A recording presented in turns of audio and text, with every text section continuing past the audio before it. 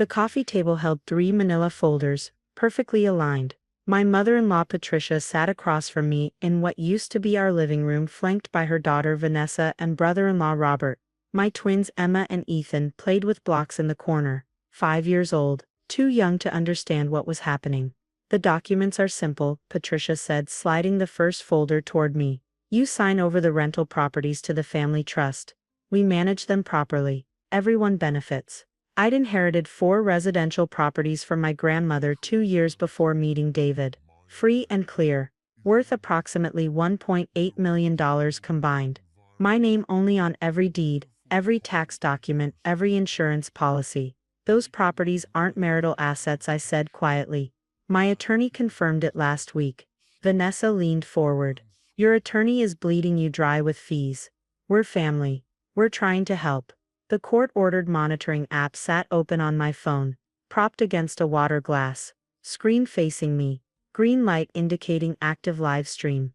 Judge Morrison required it for all interactions between me and David's family during our custody proceedings. 6 months of documented visits, every supervised exchange, every phone call. Patricia didn't know about the app. None of them did. David needs legal support, Robert added. His case is expensive. The family pooled resources, but those properties could cover everything. David's case, the embezzlement charges from his former employer.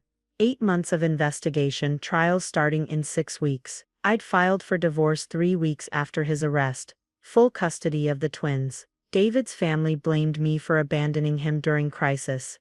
I'm not transferring property I owned before marriage, I said. The court already ruled they're my separate assets. Patricia's expression hardened. You're being selfish. Those children deserve their father. You're going to let him go to prison? Emma looked up from her blocks. 5-year-olds hear everything, understand more than adults realize. David made choices, I said carefully. I'm protecting our children's future by stealing their inheritance. Vanessa stood pacing behind the couch. Those properties should benefit the whole family. Your children included. I adjusted my phone slightly. The camera captured the entire room now. Patricia's face filled the frame perfectly. The trust documents are ready. Robert produced a notary stamp. We brought a mobile notary. She's waiting in the car. Signed today. David's legal team gets a check by tomorrow. No. The temperature in the room dropped. Patricia's hands flattened on the table. The same hands that used to bake cookies with Emma and Ethan, now clenched into fists. Maybe you need perspective, Patricia said slowly. She stood, walked to where my children played. Emma held up a tower she'd built. Very nice, sweetheart. Then Patricia knelt down between my twins. Both arms around their small shoulders, pulling them close. Emma, Ethan. Mommy needs to tell you something important. Patricia's voice shifted to sticky sweetness. Your daddy might have to go away for a very long time. Ethan's lower lip trembled. Where's daddy going? I stood. Patricia, stop. To a place for people who break rules. Patricia continued, ignoring me completely. Vanessa and Robert moved to block my path. A place called jail. Because mommy won't help him. Emma started crying first. Silent tears down her cheeks. Daddy's going to jail. Not if mommy signs the papers. Patricia squeezed them tighter. But she has to decide. Does she love daddy enough to save him? My phone was steady in my hand. Every word captured. Every manipulation documented. Your father is a criminal unless mommy signs today, Patricia said louder, making sure both children heard clearly. And criminals go to jail. For years and years. Ethan sobbed into her shoulder. Emma looked at me with devastated, confused eyes. 5 years old, being told their father was a criminal. Being told it was my fault. Vanessa produced the papers again. Just sign. End this. Save your children from trauma. Robert nodded. Think about what they'll face at school. Your daddy's in prison. That's what other kids will say. Unless you do the right thing. The 3 of them surrounded my children. Patricia still kneeling. Whispering poison. Vanessa holding the documents like a weapon. Robert blocking the doorway. You have a choice. Patricia said, looking up at me while my children cried. Sign over the properties. David's lawyers get paid. He gets proper defense. Maybe probation instead of prison. Your children keep their father. Or refuse, Vanessa added.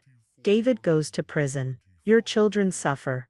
Everyone knows you could have prevented it. My phone buzzed. Once. The emergency alert pattern. Judge Morrison. I glanced at the screen. His message was brief.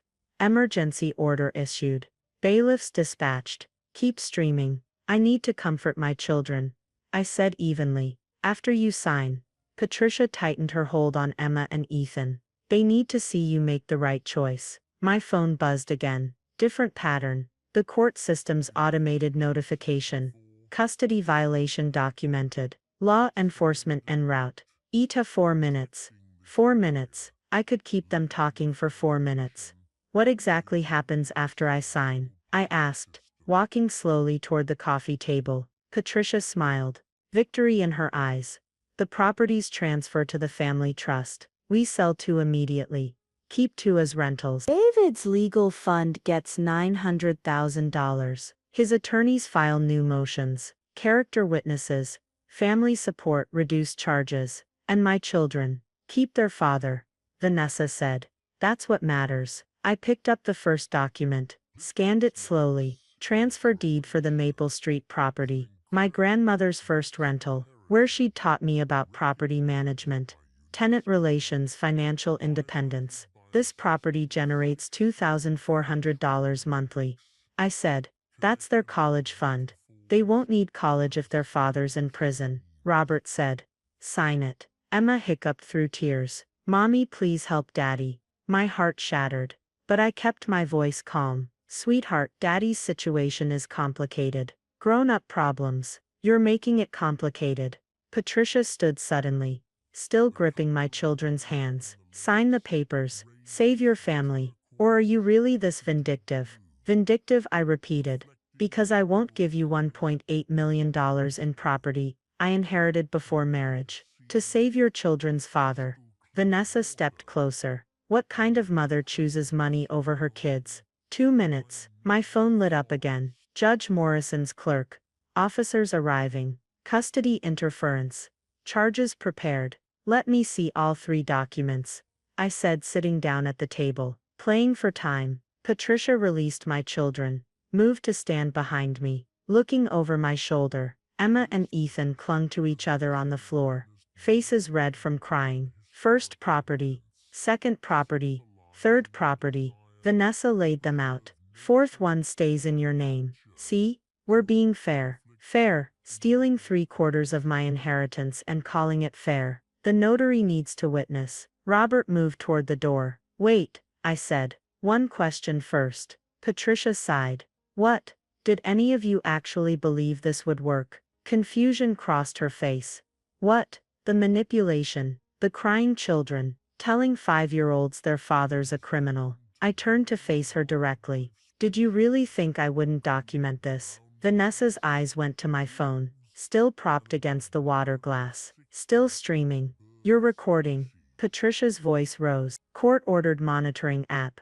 I said calmly. Required for all family interactions during custody proceedings. Active for the last 47 minutes. The color drained from Robert's face. Judge Morrison's app. Every word you said. I continued. Every threat. Every manipulation of my children. Judge Morrison watched it live. Patricia lunged for my phone. I was faster. Stepped back. Phone secure in my hand. You can't use that. Vanessa stammered. We're family. This was private. Nothing's private when you violate court orders.